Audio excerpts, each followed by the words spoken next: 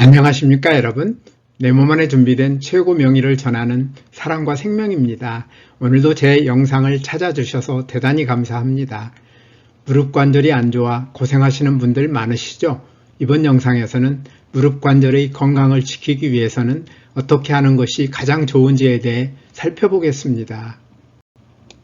우리 몸에서 관절은 2개 이상의 뼈를 연결해 주는 곳으로 우리 몸에는 250에서 350개의 관절이 있는데 무릎 관절은 우리 몸에서 가장 큰 관절로 우리 몸의 균형을 유지하고 서거나 움직일 때 몸을 지탱하며 다리를 굽히고 펴는 동작을 담당하는 중요한 관절입니다. 참으로 감사하게도 무릎 관절은 이러한 기능을 원활하게 수행할 수 있도록 매우 정교하고 신비롭게 만들어져 있는데 우리가 무릎 관절을 잘 사용함으로써 무릎 관절을 늘 건강하게 유지하여 무릎 관절에 생길 수 있는 문제를 예방하고 치유하기 위해서는 무릎 관절의 구조를 정확하게 이해할 필요가 있습니다.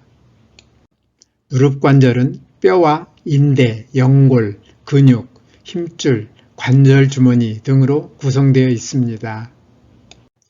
무릎 관절의 뼈는 무릎뼈와 허벅지뼈, 정강이뼈로 이루어져 있으며 무릎 관절 주위에는 관절 주머니가 싸고 있어 관절의 운동 범위를 넓히고 연골에 영향을 공급합니다. 뼈와 뼈를 연결해 주는 것이 인대인데 무릎 관절에는 2개의 측부 인대와 2개의 십자인대가 있어 뼈를 고정시켜 주므로 관절의 안정성과 힘이 유지됩니다. 2개의 측부 인대는 무릎 양쪽에 끈처럼 붙어 있는데 무릎 안쪽에 있는 내측 측부 인대는 허벅지뼈와 정강이뼈를 연결하고 무릎 바깥쪽에 있는 외측 측부 인대는 허벅지뼈와 종아리뼈를 연결하며 2개의 측부 인대는 무릎이 좌우로 과도하게 움직이는 것을 막아줍니다. 2개의 십자인대는 무릎 관절 안에서 십자 모양으로 교차하며 허벅지뼈와 정강이뼈를 연결하여 관절의 앞뒤 움직임과 회전을 제어함으로써 중요한 안정성을 제공합니다. 2 십자인대 가운데 전방 십자인대는 관절의 중심을 잡아주고 정강이뼈가 미끄러지지 않게 앞에서 잡아주며 후방 십자인대는 뒤에서 잡아주면서 뒤쪽으로 미끄러지는 것을 막아줍니다. 다음으로 강하고 유연한 결합 조직으로 무릎 관절을 보호하는 역할을 하는 연골이 있는데 물렁뼈라고도 부르는 연골은 뼈의 끝을 덮고 있는 관절 연골과 허벅지뼈와 종아리뼈 사이에 있는 반달 모양의 반월상 연골의 2 종류가 있습니다.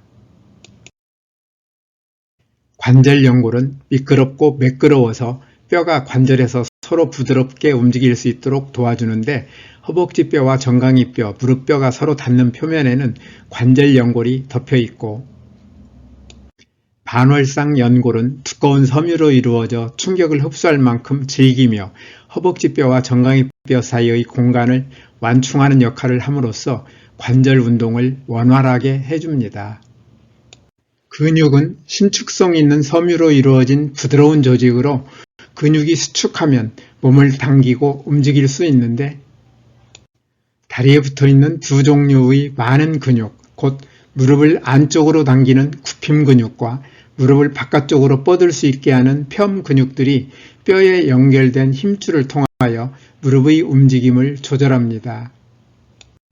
무릎 관절의 2 뼈인 허벅지뼈와 정강이뼈 사이 공간에는 질긴 섬유로 된 막으로 덮여 있는 관절 주머니가 있고 관절 주머니의 안쪽 활막에서는 활액이 만들어지는데 이 활액은 혈관이 없는 연골에 영양소와 산소를 공급하고 관절이 움직일 때 마찰을 줄여 관절 운동을 원활하게 해주며 관절에 가해지는 압력을 분산시켜 외부 충격을 완화합니다.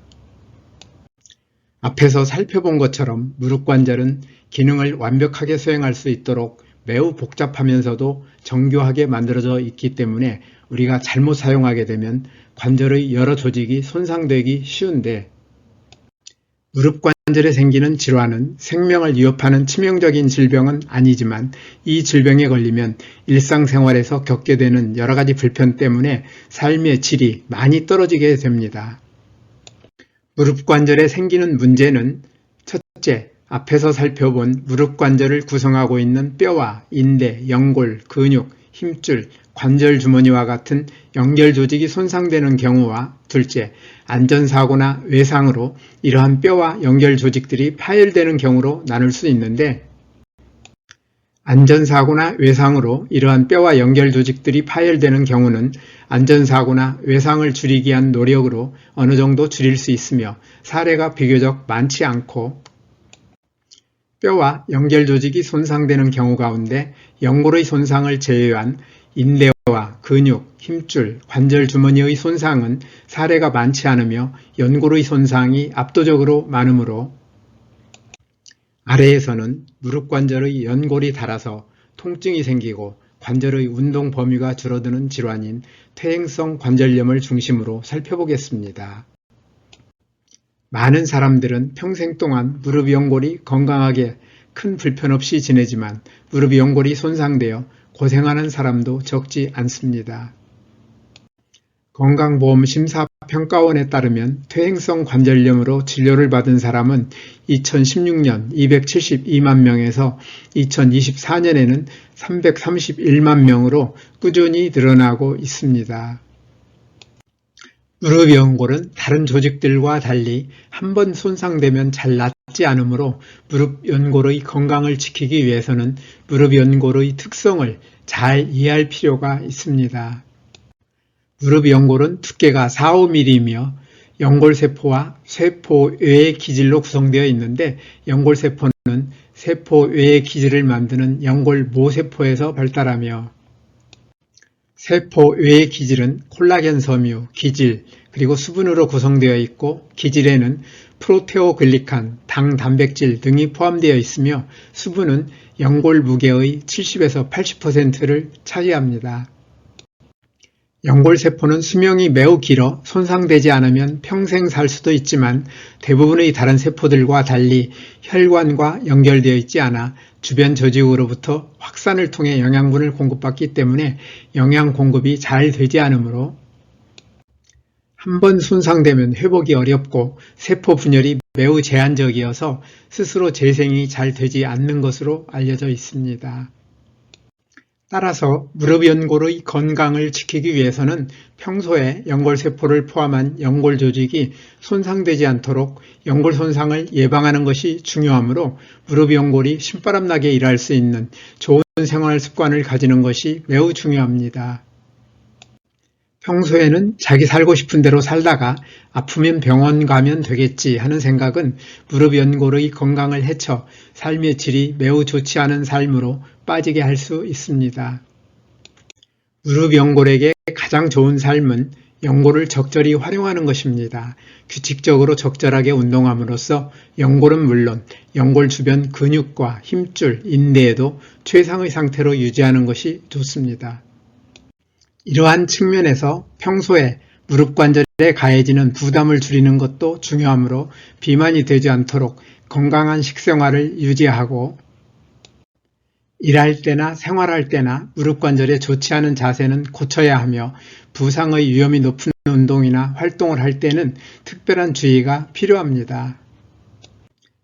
무릎 연골을 아낀다는 생각으로 운동은 물론 신체 활동을 줄이는 것은 연골을 약화시키므로 잘못된 생각이며 너무 많이 하는 것도 좋지 않다는 것을 반드시 기억해야 합니다. 퇴행성 관절염은 예방이 중요한 것은 앞에서 설명드린 바와 같은데, 퇴행성 관절염에 걸렸을 때 치료는 잘 되고 있을까요? 무릎의 퇴행성 관절염 치료는 크게 보존적 치료와 수술적 치료로 나눌 수 있는데, 기본적으로 보존적 치료를 시행하고 있습니다. 보존적 치료는 연골은 물론 연골 주변 근육과 힘줄, 인대에 있는 세포들의 회복과 재생을 통하여 이들 조직들을 최상의 상태로 회복시키고 유지하는 것을 목표로 하여 나쁜 자세나 습관, 생활이나 직업, 운동활동 등 과부하가 되는 것을 바꾸고 적절한 휴식과 운동을 균형 있게 시행하며 진통과 항염작용을 가진 약품들을 사용합니다. 보존적 치료 방법에도 불구하고 더 이상 증상의 호전이 없으며 관절의 변화가 계속 진행하여 일상생활에 지장이 극심한 경우에는 수술적 치료 방법을 실시하게 되는데, 퇴행성 관절염의 진행 정도나 상황에 따라 다양한 방법으로 수술 치료를 하게 되며 보다 심한 관절염에서는 인공관절 치환술로 치료합니다. 앞에서 설명드린 방법으로 퇴행성 관절염의 치료 효과는 만족스러울까요? 앞에서도 말씀드린 것처럼 연골세포는 한번 손상되면 회복이 어렵고 스스로 재생이 잘 되지 않기 때문에 퇴행성 관절염의 치료 효과는 퇴행성 관절염이 많이 진행될수록 제한적일 가능성이 높습니다. 무릎의 퇴행성 관절염으로 인한 통증이나 불편함 때문에 병원에서 치료를 받을 때에는 반드시 기억해야 할 것이 있습니다. 우리가 병원에서 어떤 치료를 받을 때 그 치료가 질병의 원인을 제거하는 방법이 아니고 증상을 완화시키기 위한 경우가 많은데, 무릎의 퇴행성 관절염 치료를 받을 때에도 마찬가지입니다.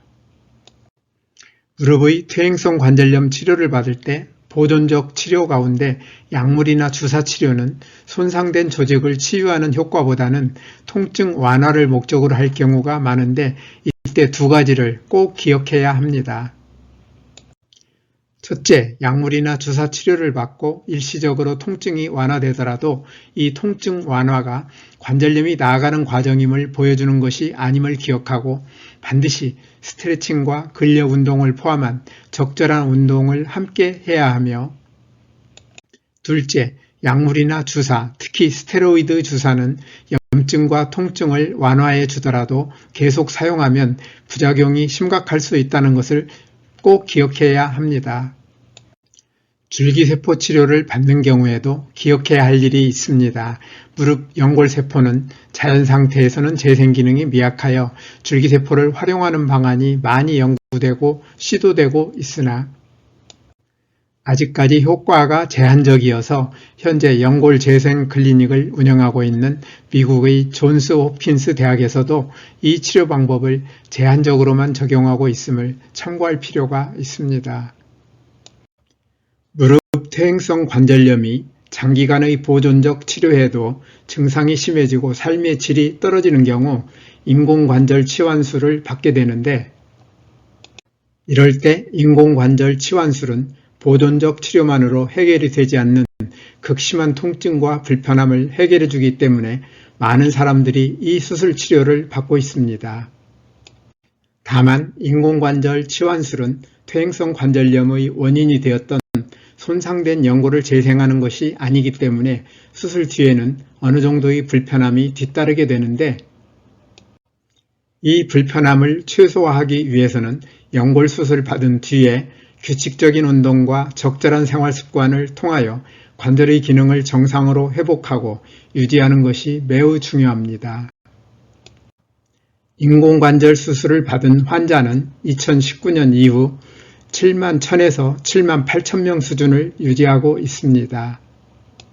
지금까지 무릎의 퇴행성 관절염에 대해 살펴보았는데요. 무릎의 퇴행성 관절염의 예방과 치유를 위해서는 무릎 관절 연골세포들을 많이 손상시키고 손상된 세포들의 복구를 방해하는 잘못된 생활 습관을 고쳐서 연골세포를 포함한 무릎 연골 조직이 손상되지 않고 신바람나게 일할 수 있는 연골의 건강 상태를 최상으로 유지할 수 있는 생활 습관을 가져야 하는데, 이러한 삶이 바로 뉴스타트입니다.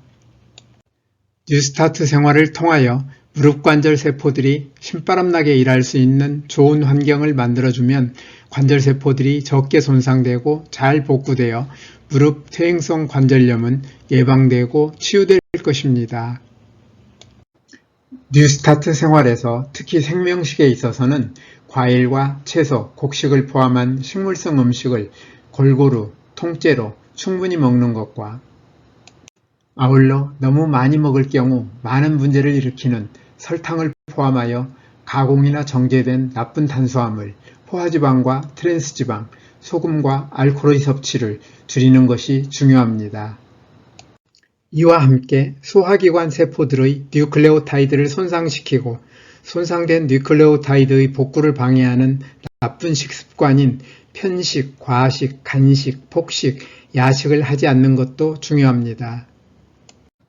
또한 뉴스타트의 나머지 항목인 운동, 물, 햇빛, 절제, 공기, 휴식, 신뢰와 사랑을 잘 실천하되 규칙적으로 적절히 운동하는 습관을 가지며 물은 식사 시간과 분리하여 충분히 마시고 햇빛은 자외선이 강하지 않은 시간을 이용하여 하루 10분 정도 꾸준히 쬐도록 하며 공기는 가급적 산소의 농도가 높으며 오염되지 않은 맑은 공기로 깊이 들이마시도록 하고 특히 담배 연기나 미세먼지에 주의하여야 합니다.